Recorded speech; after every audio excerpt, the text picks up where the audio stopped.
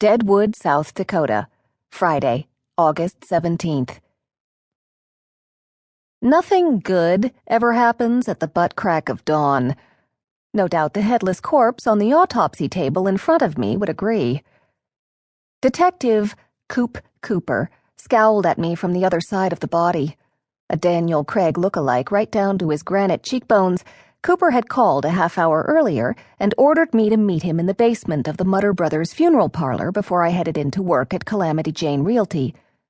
His lack of patience with my wake-up routine prompted my current caffeine deficiency, which explained this morning's forecast, bristly with a chance of a black eye.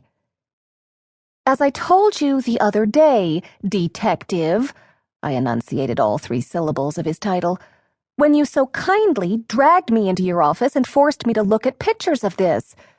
I pointed at the body, not really wanting to think of it once being a whole human. "I have no idea who this was. Standing here next to the actual body changes nothing." Cooper squinted at me with his stainless steel-colored eyes, not missing a single one of my blinks. I wondered if he practiced his gunslinger stare down in the mirror every night while he brushed his teeth. I glared back. While facing off with Cooper often spurred stomach cramps, I'd be damned if I'd let him intimidate me over a dead guy who just happened to be palming my business card post-mortem. "Miss Parker," Cooper spoke through a clenched jaw, something I often did when dealing with my nearly 10-year-old fraternal twins. "You have to at least look at the body before stating for the record that you don't recognize the victim." "What's there to look at? His head is gone." Cooper's nostrils flared. Surly Bowles had nothing on him. "Do you recognize any other parts of him?" "Like what parts in particular?" "The remaining ones." "Nope." Cooper growled, loudly enough for me to hear.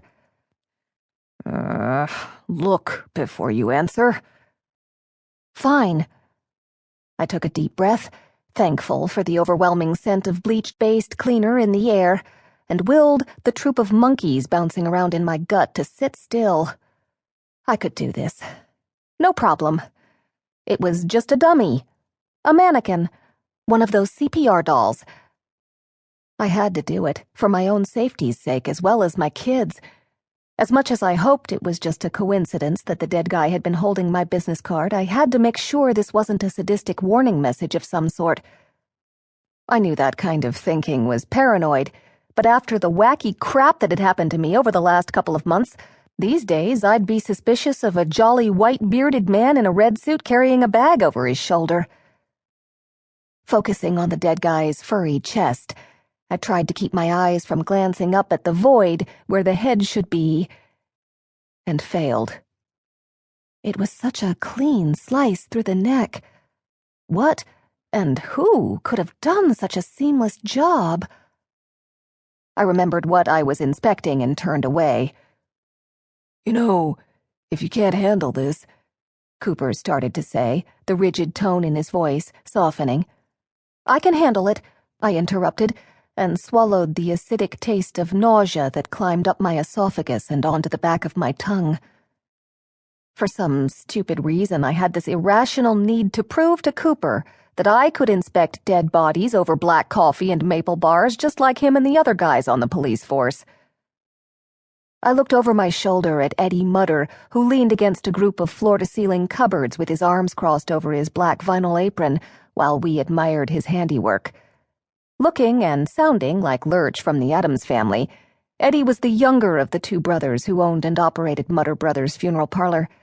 His oddities went beyond his physical appearance to his love of eccentric organ music, such as the pipe organ version of the Bee Gees' "Stayin' Alive" that was currently playing through the overhead speakers. Did psychiatrists have a label for someone who danced with dead bodies?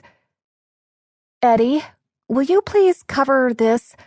I hovered my hand over the missing head area. "With something?" He lumbered over in 2 long strides and draped 1 square of paper towel over the space where the head should be.